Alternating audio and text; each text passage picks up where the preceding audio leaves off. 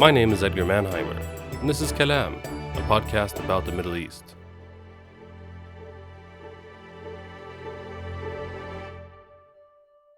So the first time I lived in Syria was in 98, and I started traveling there in 97, the first time, during the, Hafez al-Assad's era still.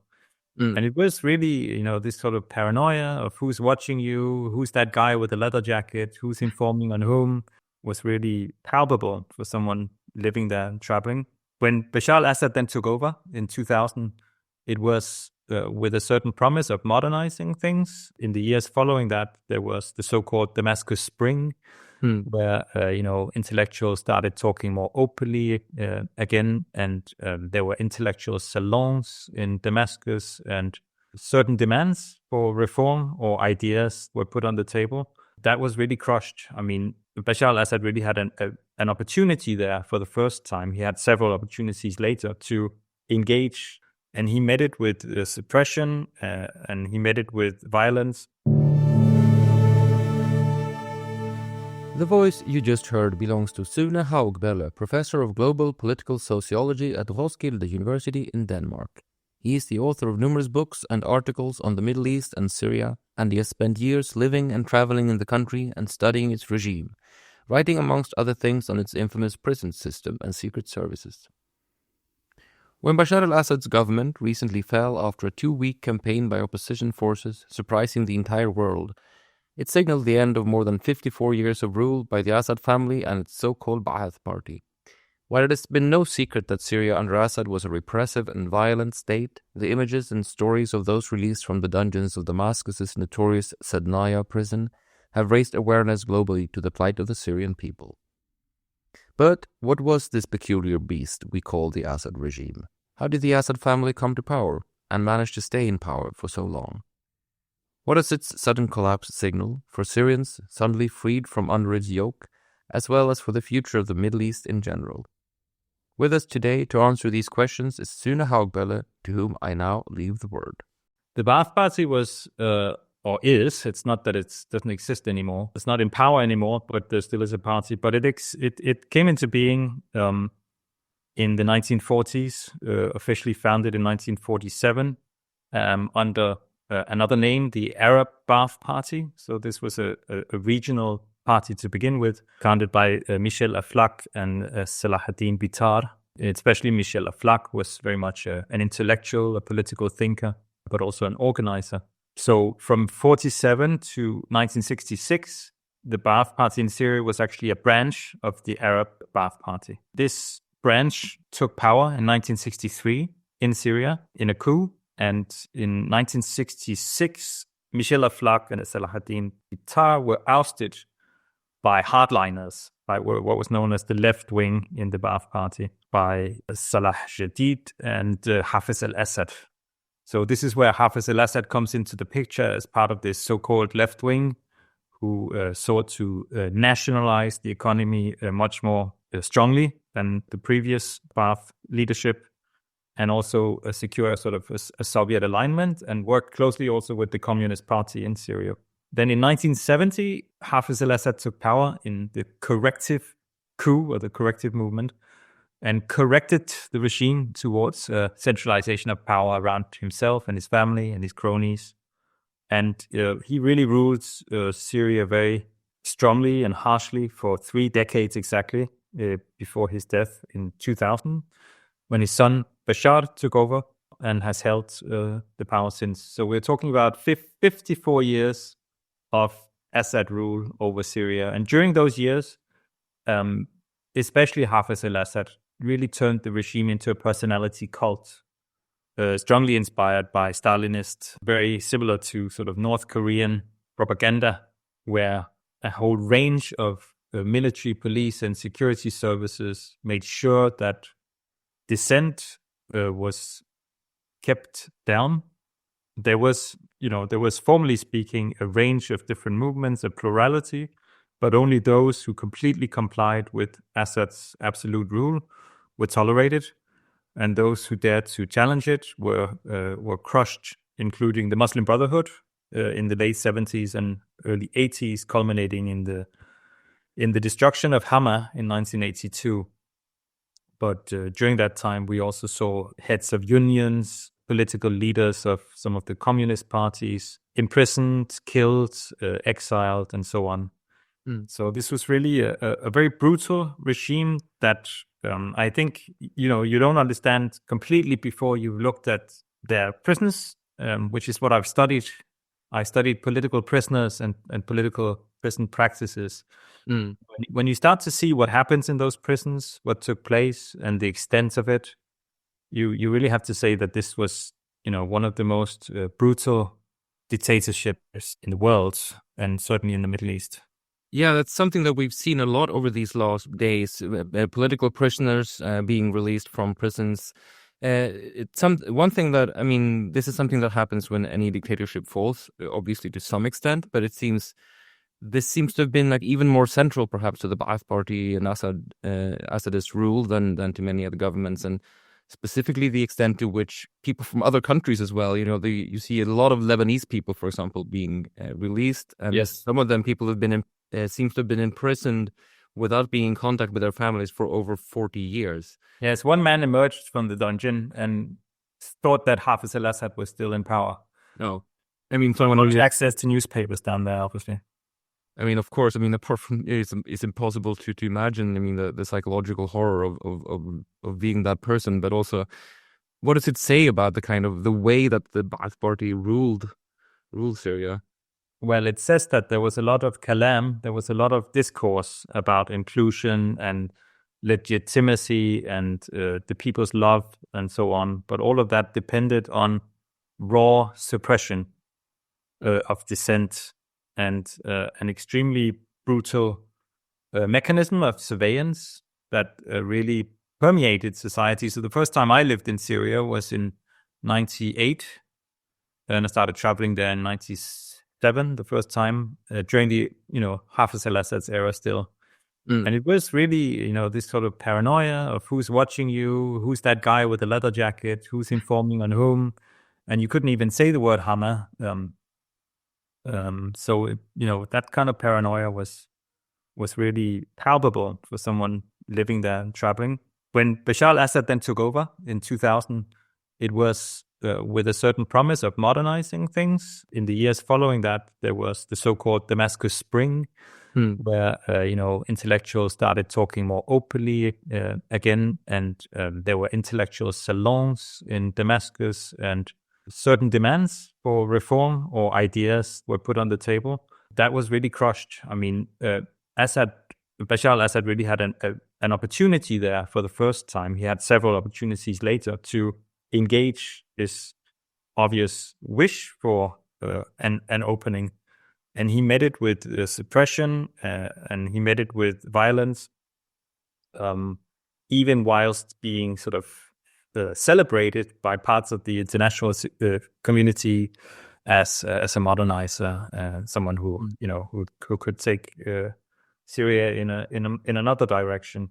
And when then the Arab uprisings broke out, first in Tunisia and Egypt, they were followed quickly and very strongly by a broad popular push for change in Syria, starting in February 2011, March, and quickly escalating into a war of armed factions also from the founding of the Free Syrian Army in May 2011 and then onwards. And what we had then was an internationalization of this war, arms coming in to support different groups from various places, an influx also of jihadists from Iraq, Kurdish militias arming themselves increasingly.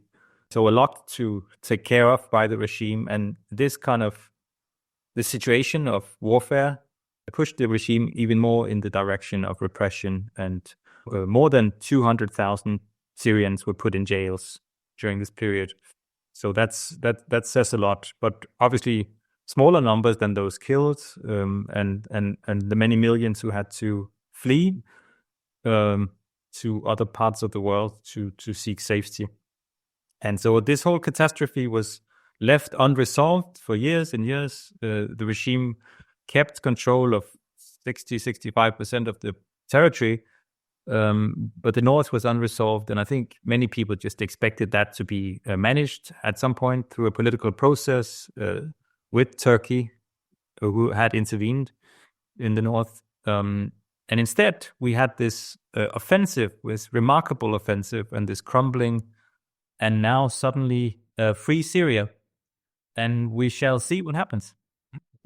We shall indeed. I mean, but it's, as you're mentioning, it's something, it's we were all expecting for that to be a long process, and perhaps, inshallah, at some point in the future, you might have some kind of something. But it seems to me, just to comment on what you said earlier, that he's been in the Assad regime over the last 20 years or 25 years have been, it's almost inexplicable why they've been so resistant to any kind of democratization, or even kind of having any kind of conversation with the oppositional forces.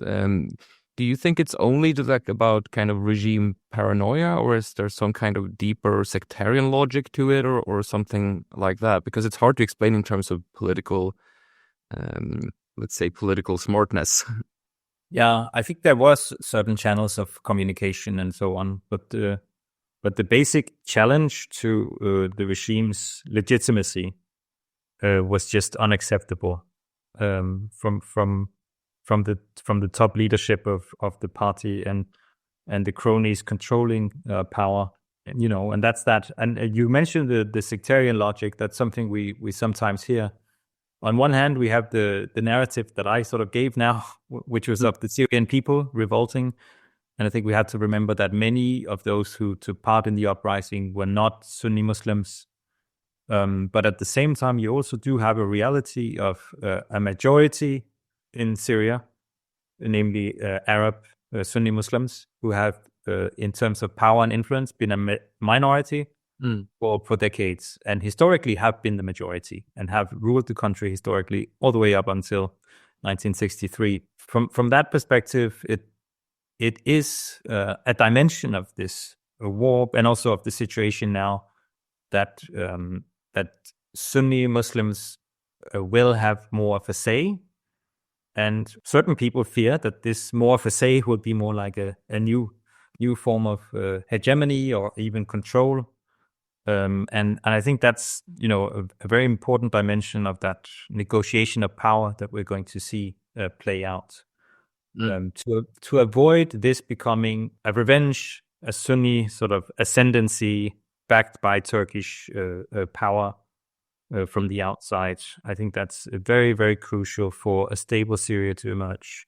And I think there are many thorny issues there. The most thorny one being actually not the Alawites. I think in many ways they will just accept playing second fiddle in this system. The most thorny one is obviously the Kurdish issue.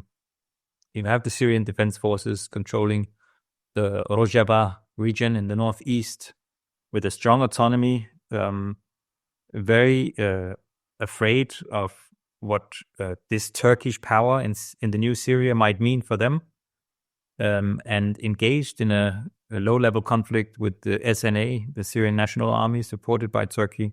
And I think that situation really has to be stabilized. The Kurds have to be invited into an inclusive process if we are to avoid that this very fragile situation right now develops into further fighting. Yeah. So yes, as you mentioned, I mean, the Alawis, we have all these different groups, but do you think there is because, as you said, historically, the Sunnis have been the powerful or the majority force. But I mean, this is of course difficult to guess from the outside. But what do you think that the Alawi sect, so to speak, do you think they're still sympathetic, basically, to Ba'ath Party and the Assad family, which of course is themselves of Alawi background? Do you think this is that there will be, for example, maybe a resurgent Ba'ath Party centered on Alawi groups or the like? Because of course people have been talking about a balkanization, and that has already been the case for 10 years, but is it going to be more, is that going to continue, you think? I think there are many sort of scary scenarios that don't seem to be materializing right now, and that makes me very hopeful. One of them is that we're not seeing Alawite villages or neighborhoods in Homs and Alawite cities on the west coast overrun or looted or humiliated or anything like that. And it seems to be a policy from Hayat Tahrir al-Sham and perhaps also the Free Syrian Army to avoid that kind of revanchist approach. I mean, these are just media reports, of course, and things you can see on social media and so on. I'm not there, and so I don't pretend to have the full picture. But you do see Alawites coming forward and tearing down statues of the Assads in Latakia, in Tartus, saying we only supported him because we had to, we were forced to. I think we're realizing now that the so-called regime supporters had many different kinds of reasons for supporting him. One being the obvious idea of protection, this sort of scaremongering that, after me, the deluge. Yeah. There's only the Assad family to stop a Sunni radical destruction of minority protection in Syria. And, so I think it's very nice to see that this is not what seems to be unfolding, but maybe we can talk next week and it all looks different. I hope it holds.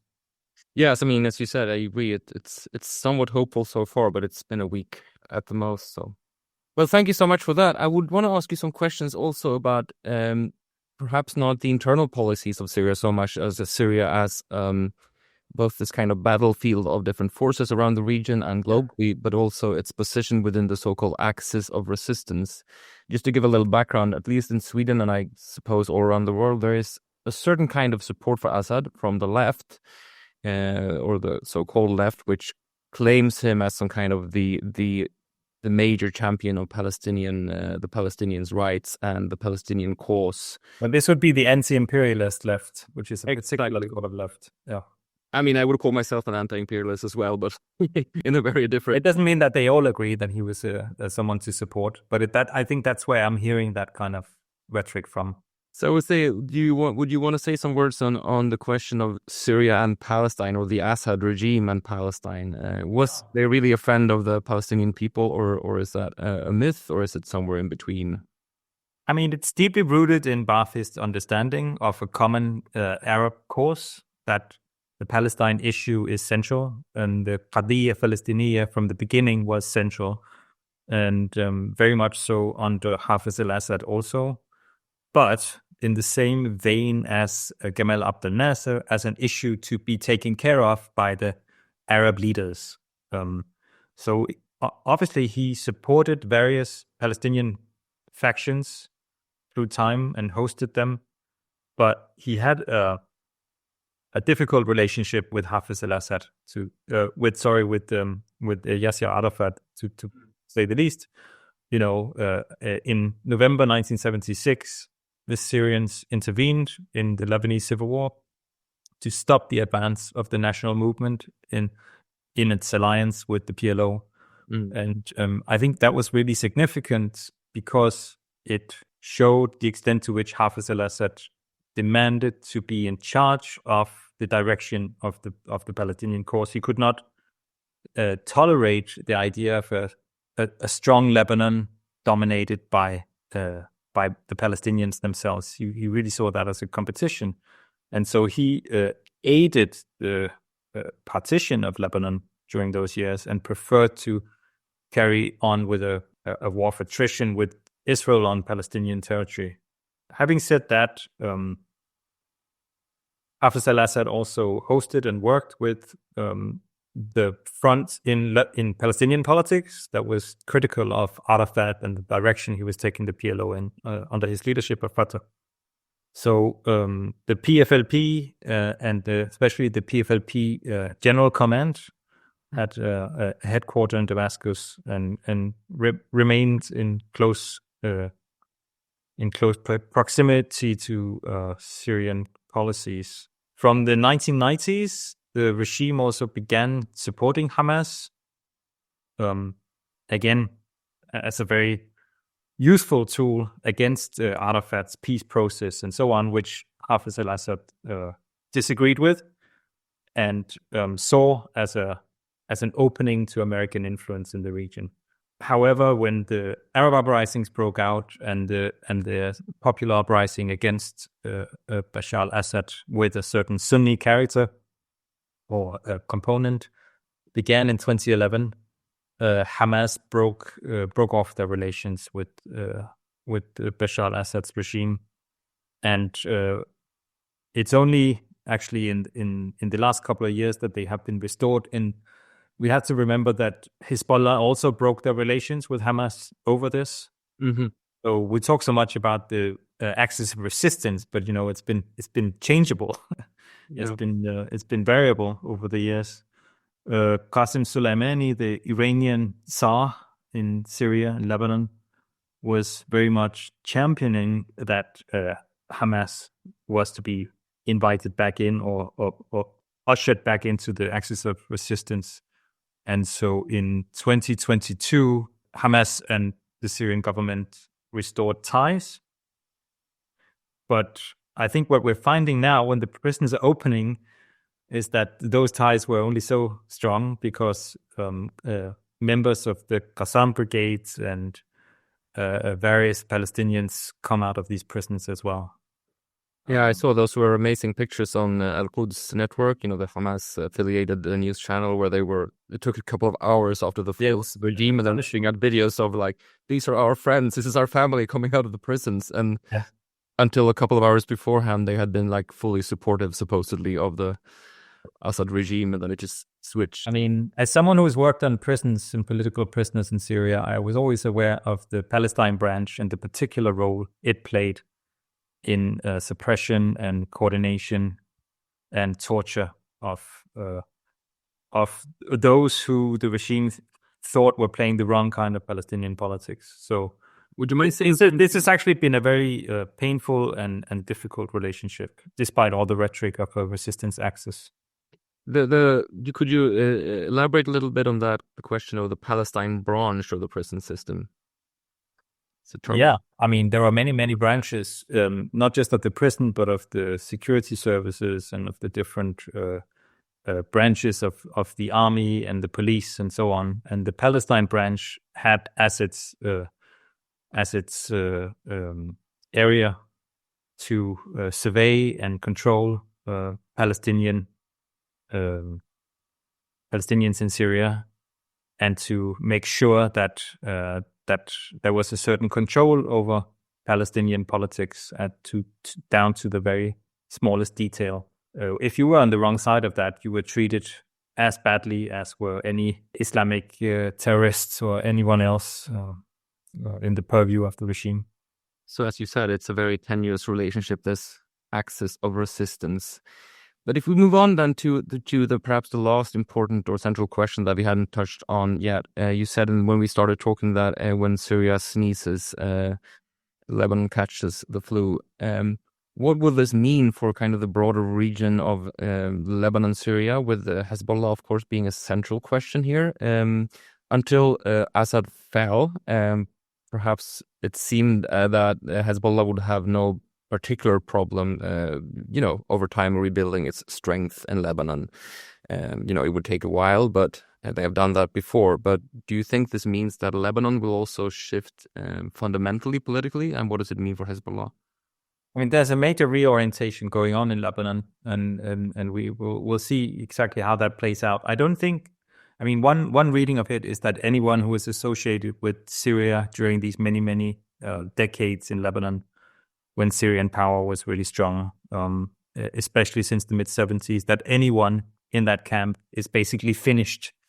I don't think that's accurate or a good way to describe the situation, because we have to remember that, I mean, leaders like Sleiman Frangi, for example, who was Hezbollah's candidate for the role as president, they don't just derive their power from Syrian support or support from Hezbollah. They derive their power from their position as Saim, as a traditional leader with land ownership and privileges and so on.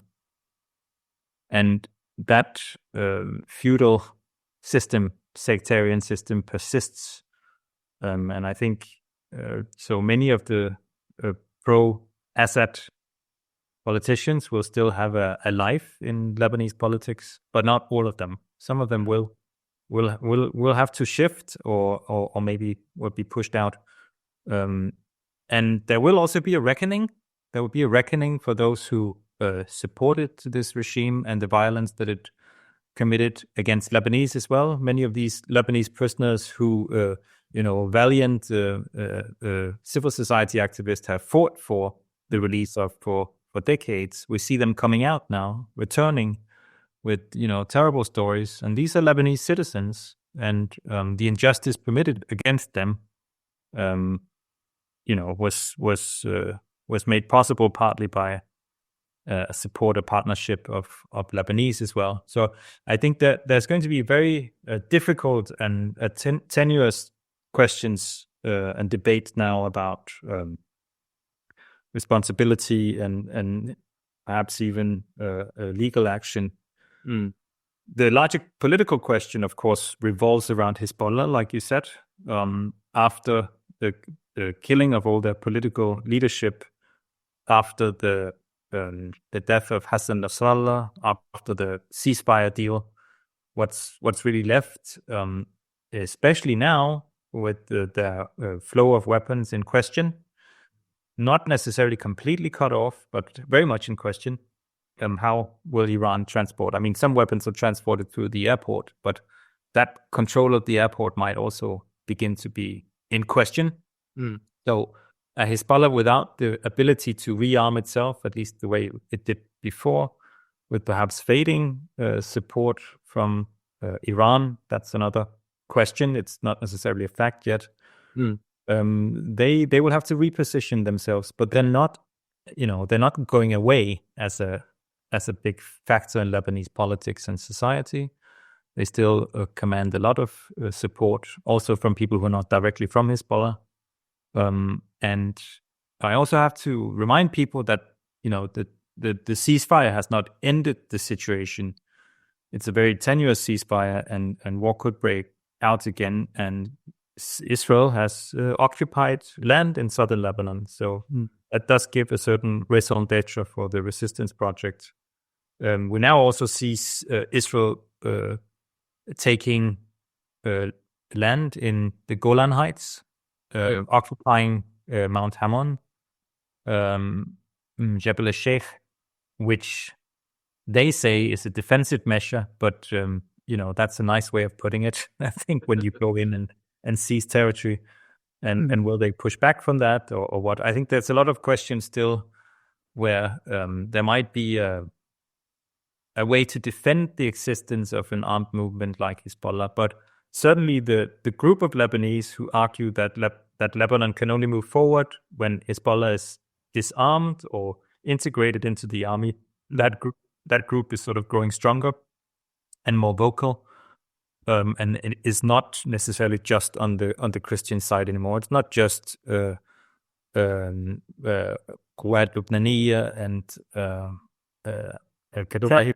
conservative Christians, it's not just them anymore. I think there's a larger discussion over what should Hezbollah's role be, and I think a lot of that criticism is now also coming from Sunnis, and we're hearing the Prime Minister Mikati also voicing the need for a new direction of some sort, and I think those calls will only grow louder now that Bashar al Assad is no more the president of Syria, and there is no big, strong support. But we also have a really long history of the Syrian mukhabarat meddling in Lebanese life, and the way that they have facilitated certain criminal networks of smuggling, of drug smuggling in particular, will shift the economy as well, and there will be big losers in this, maybe not so many winners. But some of these changes will take some time to materialize. But for sure, big changes coming to Lebanon as well.